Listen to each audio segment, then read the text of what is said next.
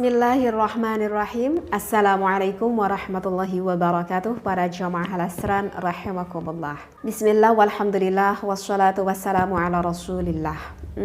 Para jamaah al-asran, mungkin kita sudah mengetahui ya bahwa salah satu yang membatalkan terhadap wudhu kita itu adalah jika ada yang keluar dari salah satu lubang dari bagian depan ataupun lubang dari bagian belakang. Nah, yang menjadikan pertanyaan itu apakah setiap yang keluar dari lubang depan ataupun yang keluar dari lubang belakang itu mewajibkan untuk kita beristinja atau tidak. Artinya istinja itu adalah kita sucikan, kita bersihkan ya, intinya kita sucikan. Nah, maka teteh ketemui ini ada referensi ya di dalam kitab Al-Hawil Kabir pada juz ke-1 pada Syahifah 192 sampai 193 ini bahwa fa'lam harus kita ketahui annal kharija minas sabilaini yanqasimu salasata aqsamin, bahwa setiap sesuatu yang keluar dari dua lubang mau depan ataupun dari belakang itu terbagi menjadi 3 bagian ya, menjadi 3 bagian. Nah, maka kismun yujibul istinja'a wa huwal ghaid wal baulu wa kullu dhi balalin bi kharaja minas sabilaini. Yang pertama itu adalah jika yang keluarnya itu seperti misalkan seperti yang udah lumrah ya, seperti kita keluar pipis gitu ya, seperti kita keluar kotoran yang besar, atau sebetulnya tidak itu pun apa aja, yang penting keluarnya itu sifatnya basah. Nah, maka di dalam pembagian yang pertama itu adalah mewajibkan kita untuk beristinja. Artinya beristinja itu adalah mewajibkan kita untuk membersihkannya, untuk mensucikannya. Yaitu seperti apa barusan dikatakan seperti ghaid. Ghaid itu adalah mengeluarkan kotoran besar, wal baulu ataupun kita pipis itu juga sama mewajibkan kita untuk istinja, kita bersuci, ataupun apapun itu yang mana sifatnya basah. Jadi yang keluar mau dari bagian depan, mau dari bagian belakang, apapun itu tetapi yang keluarnya itu basah, maka itu mewajibkan kita untuk beristinja, bersuci. Atau kan misalkan nggak seperti pipis juga bisa aja kan yang keluarnya darah ya, mau darah dari depan, mau darah dari belakang seperti itu. Ataupun yang keluarnya air madhi, ataupun yang keluarnya air wadi, itu kan basah ya, maka itu juga wajib untuk istinja, wajib untuk kita bersihkan, wajib untuk kita sucikan. Dikarenakan kan itu hukumnya adalah najasah. Ataupun seperti perempuan keluar rutobah itu adalah keluarnya air keputihan, maka itu hukumnya juga kan sama najis, dan itu diwajibkan untuk istinja, diwajibkan untuk kita melakukan bersuci. Nah, itu adalah untuk bagian yang pertama. Kemudian untuk bagian yang kedua, wakismun la yujibul al istinja'a wa huwa as-sautu war-raihu. Yang kedua itu adalah yang tidak mewajibkan untuk kita beristinja. Jadi memang ada yang keluar dari mungkin saja dari lubang dari lubang depan, apalagi dari lubang belakang seperti itu. Tetapi ini tidak mewajibkan kita untuk bersuci, yaitu keluarnya apa? Yaitu keluarnya angin. Mungkin kita sudah paham ya, yang dimaksudkan sini adalah jika kita kentut. Sebetulnya kentut pun bagi sebagian wanita bisa itu keluar dari bagian depan seperti itu. Tidak hanya dari bagian belakang aja keluar anginnya. Maka itu yang keluar tetap kok membatalkan wudhu kita, tetapi tidak mewajibkan kita untuk beristinja, tidak mewajibkan kita untuk bersuci dikarenakan kita kentut seperti itu.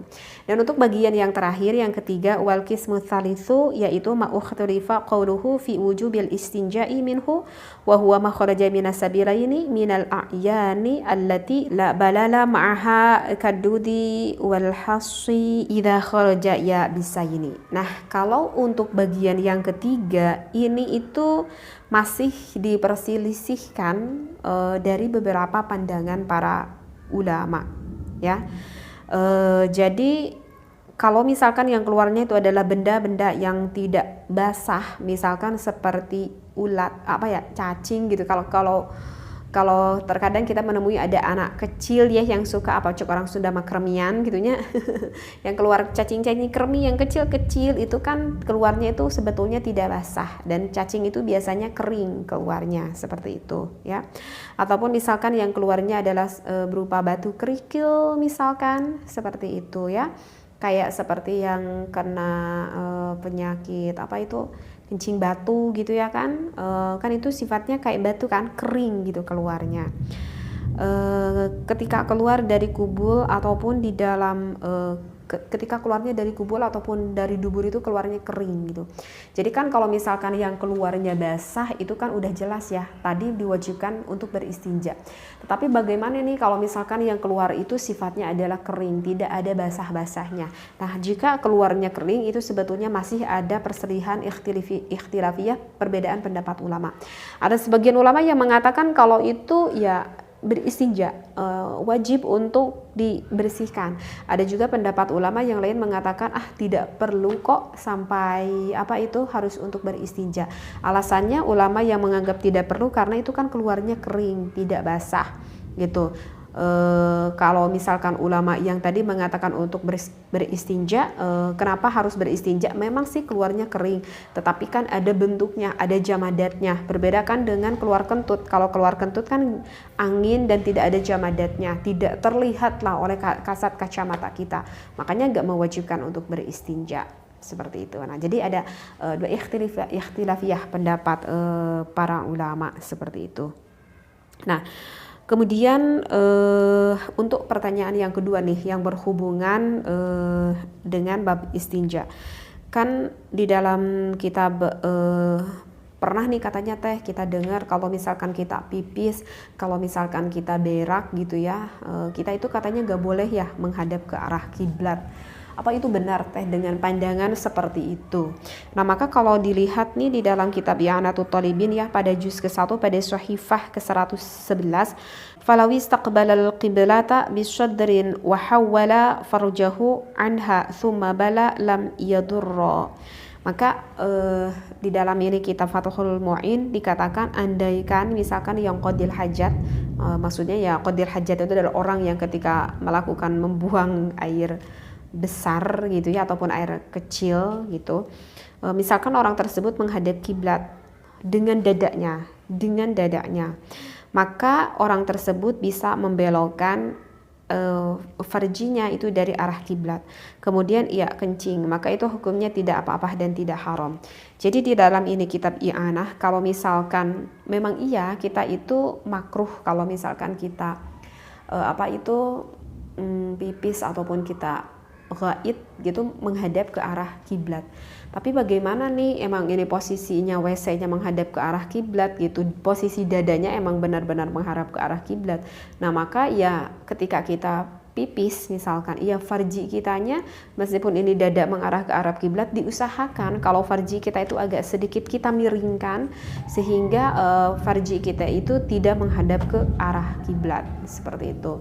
Nah, tetapi referensi di dalam kitab I'anah ini adalah yang berlaku bagi yang memang posisi kamar mandinya itu tidak tertutup sepenuhnya seperti itu ya, karena kalau di zaman-zaman dahulu kan itu terkadang banyak sekali kita menemui kamar-kamar mandinya itu kan jarang ya, kalau zaman dulu gitu ya kita jarang banget menemui ada kamar mandi di dalam rumah gitu ya, biasanya di luar rumah, dan si kamar mandinya itu biasanya tidak dalam posisi keadaan tertutup. Tetapi kalau dulu ketika aku kecil pun kamar mandi umumnya itu ya cuman segini gitu ya, tidak sampai tertutup ratap, tidak terkentengi lah, intinya masih agak terlihat aurat seperti itu. Nah, kalau posisi seperti itu, iya memang itu dimakruhkan untuk menghadap ke arah kiblat.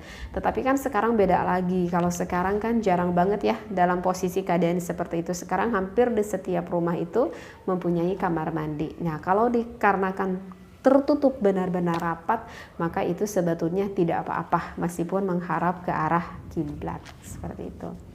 Nah, kemudian juga Teteh kemudian menemukan di dalam referensi kitab yang lain, di dalam kitab Nihayatuz Zain ya pada Shahifah ke-17, ingat-ingat ya, kita itu tidak boleh kalau misalkan kita pipis di sembarang tempat. Bahkan ini ada satu tempat, dua tempat mungkin kalau kita pipis di sana bahkan itu hukumnya sampai diharamkan. Sekali lagi, bukan hanya sekedar makruh tetapi sampai diharamkan. Yaitu tempatnya di mana? Wa yahrumu qada'ul hajati 'alal qubri wa fil masjidi walau fi ina'in.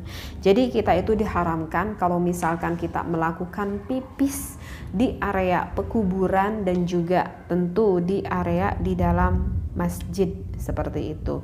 Nah, kalau di dalam masjid itu ya jelaslah tidak boleh kita pipis di sana. Ya masa itu kan tempat suci, tempat untuk kita ibadah, ya masa kita mengeluarkan najasah di dalam masjid. Dan ternyata di kuburan pun kita tidak boleh sembarang pipis ya. Kalau misalkan anak kita kebelet pengen pipis, misalkan gak ada kamar mandi gitu ya di tempat pekuburan kita, ya di tempat pekuburan, misalkan anak kita laki-laki, maka tidak boleh anak kita yaudah pipis aja di sana, misalkan di pojok pohon, misalkan itu nggak boleh. Kalau misalkan itu masih di area pekuburan, misalkan di samping kuburannya kan kita sering ya kalau melihat pekuburan kita itu yang mana ini pekuburan, kemudian di depan kepala kuburan itu ada pohon kan, seperti itu ya. Kita sudah banyak sekali menemukan seperti itu. Udah kita pipis aja di sana anak kita, itu gak boleh sekali. Maka kalau anak kita nggak kuat pengen pipis, ya kita keluar aja dulu dari kawasan pekuburan seperti itu ya. Kalau misalkan dekat tetangga ya kita ketuk pintu aja. Anak aku misalkan pengen pipis ya, kalau nggak kebelet, kalau misalkan nggak sanggupin udah kebelet ya minimal kita cari dulu keluar dari kawasan pekuburan tersebut. Bahkan ini hukumnya bisa sampai diharamkan, tidak boleh seperti itu ya. Kemudian juga nih ada pertanyaan nih yang lain teh, kalau misalkan ada seseorang ya misalkan di cincin gitu ya, ataupun di gelang ataupun di kalung, misalkan menggunakan cincin deh, misalkan ini mah cincinnya itu yang ada tanda Allah ya. Dengan sengaja ini cincinnya itu ditulis dengan lafaz Allah, bermaksud ada lafaz Allah ini karena aku bermaksud ini adalah sebagai suatu ajimah dan aku ingin mengalap berkah dari kalimat thayyibah ini ataupun dari kalimat jalalah ini, dari kalimat Allah ini. Itu sebetulnya kalau misalkan kita beristinja, kita masuk ke kamar mandi kemudian kita pipis ataupun kita berak, sedangkan di cincin kita itu ada lafaz Allahnya, itu sebetulnya diperbolehkan gak kita pipis ataupun kita mengeluarkan kotoran berat seperti itu. Maka kalau dilihat di dalam kitab Hasyiatul Jamal ya, pada juz ke-1 pada syahifah ke-82, di sini dikatakan lau kana biyadihi khatamun alaihi lafdzul jalalah wastanja biha bihaitsu nusibu an-najasatu smallahi haruma hadza an qasada bi nafshin al-jalalati tabarruk. Jadi kalau misalkan ada seseorang di dalam kitab ini yang sedang melakukan beristinja, itu terdapat cincin yang terdapat ada tulisan Allah, maka di sini dikatakan haruma, maka hukumnya adalah diharamkan jika penulisan lafaz Allah tersebut itu dibermaksudkan untuk mengalap tabaruk, untuk mengalap barokah. Itu hukumnya tidak boleh ya. Itu hukumnya tidak boleh ketika kita beristinja ataupun kita pipis ataupun kita berak, kemudian kita menggunakan cincin yang ada lafaz Allah, yang mana tadinya sih kita bermaksud untuk mengalap tabaruk, untuk mengalap barokah. Itu tidak diperbolehkan ya, karena itu masuk ke ranah, ke tempat yang memang bisa dianggap cukup hina, dikarenakan kan kalau kita mengeluarkan dari bagian depan atau belakang itu kan kita sedang mengeluarkan kotoran. Nah, makanya itu tidak boleh diharamkan seperti itu ya. Jadi ini ada sedikit beberapa pertanyaan yang berhubungan dengan istinja. Mudah-mudahan ini semakin menambah wawasan buat kita dan menjadikan ilmu yang bermanfaat. Wallahu a'lam. Wassalamualaikum warahmatullahi wabarakatuh.